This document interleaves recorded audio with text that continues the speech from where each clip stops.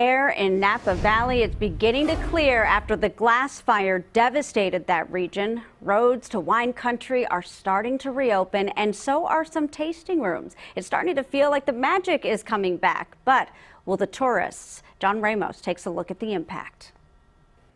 Today, we're happy to be open, and we're happy for the guests that are here. The fire never got closer than 7 miles to Chimney Rock Winery, but even so, it's been a bear of a summer. We came out of shelter in place in June, and we were just kind of back, and then we had the LNU fires and bad air quality, and then, reopened, and then the glass fire. So resuming wine tastings this week produced a hearty blend of gratitude with a hint of wariness.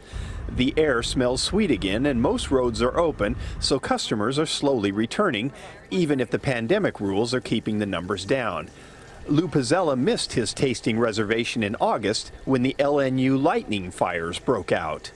So it pushed us out a whole month after, and we were going to come up last week, but they were still closed. So to finally get the call, yes, they're open this weekend, I was like, great, fantastic. To reward customers, Chimney Rock is now giving guided cart tours of the property, pointing out not only its beauty, but also the fruit that will not be harvested due to smoke damage.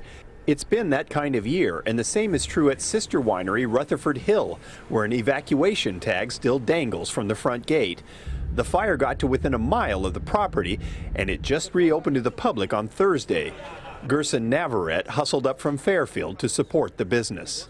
So if nobody comes, the employees will be sent home.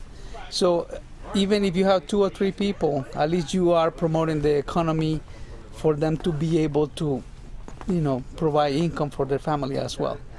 Despite the challenges of staying open, or perhaps because of them, wineries have been doing booming business in online sales. Loyal customers are supporting their favorite wineries, while at the same time enjoying a little stress relief of their own. But both the wineries and the wine tasters agree, nothing beats being here in person. It's like back to school again, right? We're prepared. We're here with open arms, and the wines are showing better than ever.